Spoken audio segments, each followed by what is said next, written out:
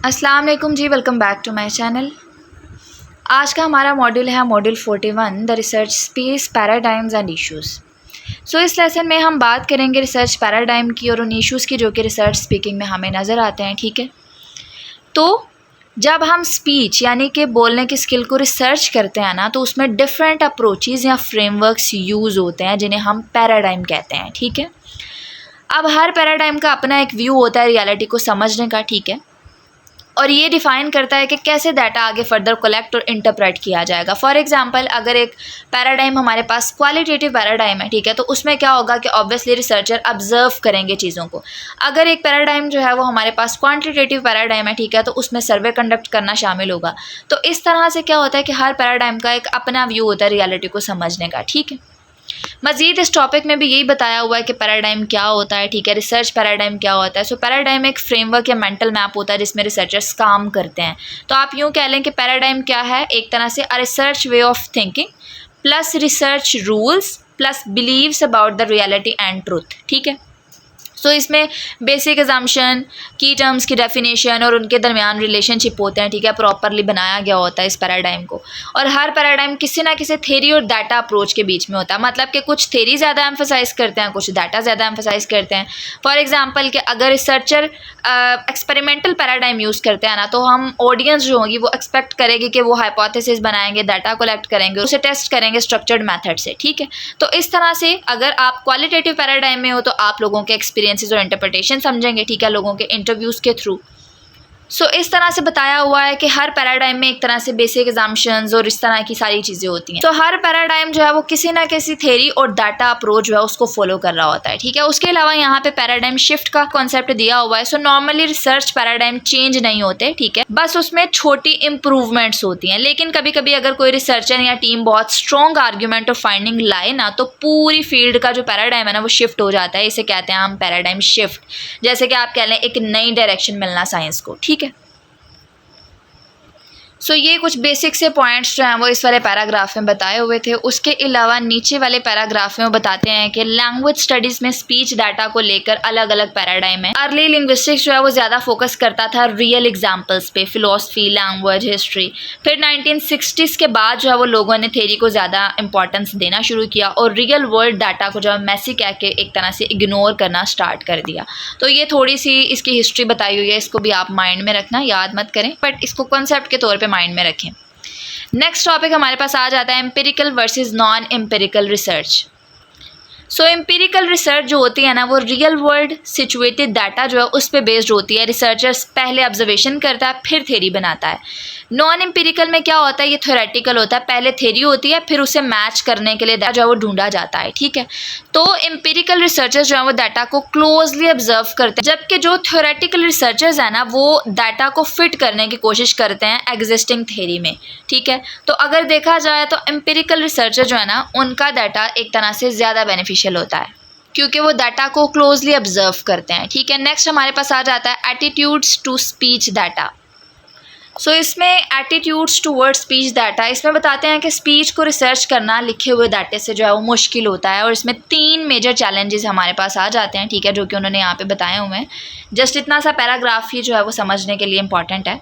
इसमें वो बताते हैं फर्स्ट वन कि speech has no clear units, जैसे कि रिटन वर्ड्स होते हैं ना, तो स्पीच के नो क्लियर यूनिट्स, मतलब कि जब कोई बोलता है तो वर्ड्स ऐसे फ्लो करते हैं कि उनके दरमियान क्लियर बाउंड्रीज नहीं होती। तो रिसर्चर्स को समझने के लिए अपनी इंटरप्रिटेशन लगानी पड़ती हैं, जबकि रिटन में हर वर्ड अलग होता है। बट स्पीच में क्या होता है कि कुछ ऐसे सेंटेंसेस होते हैं कि जो आप बहुत ही ज़्यादा स्पीड से बोल देते हैं कि उसको सुनने से ऐसे लगता है कि जैसे आपने शायद उसको गलत बोला है या शायद कुछ और बोला है। आप खुद भी जो है वो जानते होंगे कुछ ऐसी स्पीच है कि जिसको हम बोलें तो उसकी साउंड बिल्कुल चेंज हो जाती है अगर हम उसको फ्लुएंटली बोलें या फास्ट बोलें। तो उसके बारे में बताया हुआ कि speech has no clear units. For example अगर हम कहें जो है ना स्लीप, तो इसमें देखें कितनी स्पीड से बोला है कि इसकी कोई क्लियर बाउंड्री नज़र नहीं आई। ठीक है, कोई क्लियर यूनिट नज़र नहीं आया।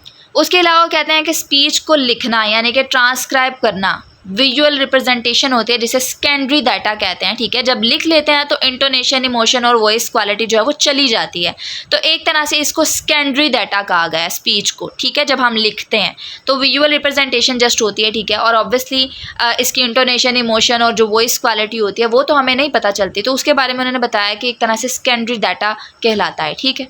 मजीद वो बताते हैं कि रिसर्चर्स कभी कभी स्पीच को फिट कर देते हैं ग्रामर के एग्जिस्टिंग कैटेगरी में, इवन अगर स्पीच नेचुरली उसमें फिट नहीं होती, तो ये भी एक पॉइंट यहाँ पे बताया हुआ है। ये 3 पॉइंट्स टोटल बताया जो कि 3 मेजर चैलेंजेस हैं स्पीच से रिलेटेड, ठीक है। तो ये कुछ बेसिक से पॉइंट्स यहाँ पे बताए हैं, जस्ट आपने इन पे कॉन्सेंट्रेट करना है, इन पे अटेंशन देनी है, ठीक है। नेक्स्ट हमारे पास यहाँ पे आ जाता है नेक्स्ट टॉपिक। सो इस वाले टॉपिक में बेसिकली टेक्नोलॉजी और स्पीच रिसर्च के बारे में बताया हुआ है कि पहले स्पीच को रिकॉर्ड करना डिफ़िकल्ट था, बट टेप रिकॉर्डर्स और कंप्यूटर की वजह से जो है वो कॉर्पस स्टडी जो है वो पॉसिबल हो गई, ठीक है। कॉर्पस स्टडी का आपको पता है।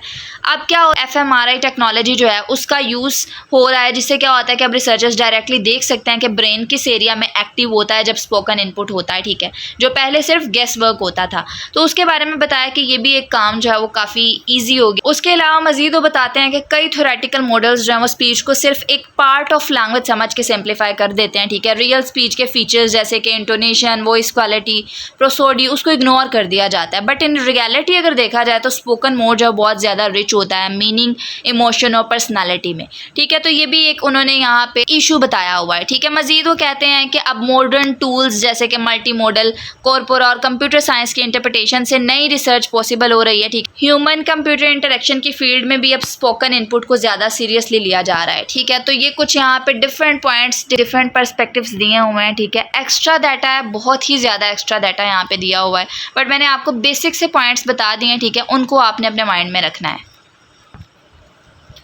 नेक्स्ट टॉपिक हमारे पास आ जाता है लेवल ऑफ एनालिसिस। ये इंपॉर्टेंट टॉपिक है, इस पर थोड़ी आपने अटेंशन देनी है। सो इसमें वो बताते हैं कि राइटिंग के कंपैरिजन में स्पीच का जॉनरा डिफाइन करना मुश्किल होता है, ठीक है। स्पीच हमेशा कॉन्टेक्स्ट डिपेंडेंट होती है। रिसर्चर को सिचुएशन, सेटिंग और इंटरेक्शन को कंसीडर करना पड़ता है to define what kind of speech is being studied, ठीक है। तो जब हम स्पीच स्टडी करते हैं तो हमें पहले डिसाइड करना पड़ता है कि हम किस पार्ट, किस कॉन्टेक्स्ट और किस एंगल से उसको एनालाइज करें। स्पीच जो है वो नेचुरली एक तरह से मेसी और अनक्लियर होती है, ठीक है। तो स्पीच को समझने के लिए रिसर्चर्स जो है वो कॉन्टेक्स्ट देखते हैं कि कौन बोल रहा है, किस सिचुएशन में बोल रहा है, ठीक है। इंटरेक्शन समझते हैं कि कैसे लोग बात कर रहे हैं, तो ये सारी चीज़ें देख के ही उसको एनालाइज किया जाता है, ठीक है। तो उसमें उन्होंने पहले बताया हुआ है कि डिस्कोर्स एंड सोशल इंटरेक्शन, मतलब कि डिस्कोर्स लेवल रिसर्च देखते हैं रिसर्चर, ठीक है, कि लोग कैसे टर्न टेकिंग करते हैं, कैसे लोग जो है वो टॉपिक शिफ्ट करते हैं, कैसे स्पीच से आइडेंटिटी पावर या शेयर्ड नॉलेज एक्सप्रेस होती है। तो ये सारी चीज़ें जो है बेसिकली इसमें रिसर्चर्स देखते हैं। तो उसके अलावा कन्वर्सेशन एनालिसिस आ जाता है कि ज़्यादा माइक्रो लेवल पे फोकस करते हैं, स्पीकर रिस्पॉन्स पैटर्न उनके ऊपर, ठीक है। डिस्कोर्स एनालिसिस मतलब कि ज़्यादा लॉन्गर स्ट्रेचेस और कॉन्टेक्स्ट जो है उस पर फोकस करते हैं। मजीद वो बताते हैं साइकोलॉजिकल एंड लिंग्विस्टिक व्यू। सो इसमें वो बताते हैं कि लिंग्विस्ट जो हैं वो स्पीच पैटर्न को एनालाइज करके लैंग्वेज सिस्टम को समझने की कोशिश करते हैं। उसके अलावा साइकोलॉजिस्ट का भी बताया कि वो भी स्पीच को एविडेंस ऑफ मेंटल प्रोसेस के तौर पे देखते हैं, जैसे किसी इंसान का माइंड कैसे काम कर रहा है, ठीक है। तो ये बेसिकली यहाँ पे लेवल ऑफ एनालिसिस बताया हुआ है। उसके अलावा यहाँ पे grammar and vocabulary in speech आ जाती है। यहाँ पे वो बताते हैं कि डॉगलस बाइबर का काम जो है वो हाईलाइट करता है कि स्पीच और राइटिंग दोनों में ग्रामर और लेक्सिस का अलग पैटर्न होता है, ठीक है। स्पीच जो है वो ज़्यादा इंटरपर्सनल और कैजुअल होती है, जबकि राइटिंग ज़्यादा इन्फॉर्मेशनल होती है, ठीक है। तो ये चीज़ यहाँ पे बताई हुई है। उसके अलावा कॉर्पस बेस्ड स्टडी जो है वो ग्रामर और वोकैबुलरी के रियल वर्ल्ड पैटर्न दिखाती है, जैसे कि टेंसेस, एलिप्सिस, कोलोकेशन। सो ये फाइंडिंग्स जो है ना वो बेसिकली हेल्पफुल हैं टीचिंग के लिए, लेकिन अभी भी क्लासरूम मटेरियल और रियल स्पीच डाटा के बीच जो है वो एक गैप है, ठीक है, जिसको फिल करने की बहुत ज़्यादा ज़रूरत है। सो ये वाला जो लेसन है पूरा ये एक तरह से रिसर्च के इर्द गिर्द घूम रहा है, ठीक है। पैराडाइम है, फ्रेमवर्क के बारे में बताया हुआ, किस तरह से आप रिसर्च करते हैं, रिसर्चर्स के ऊपर आप यूँ समझ लें कि पूरा लेसन था, ठीक है। तो आई होप सो कि सिंपल वर्ड्स में आप लोगों को समझ आया होगा। कोई पॉइंट मिस हो गया हो तो आप कमेंट सेक्शन में पूछ सकते हैं। बाकी जो मैंने आपको इंपॉर्टेंट चीज़ें बता दी हैं उन पे ज़्यादा अटेंशन दीजिएगा। अगर लेक्चर अच्छा लगा है तो मुझे दुआ में याद रखिएगा। Don't forget to like, share and hit the bell icon. अल्लाह हाफिज़।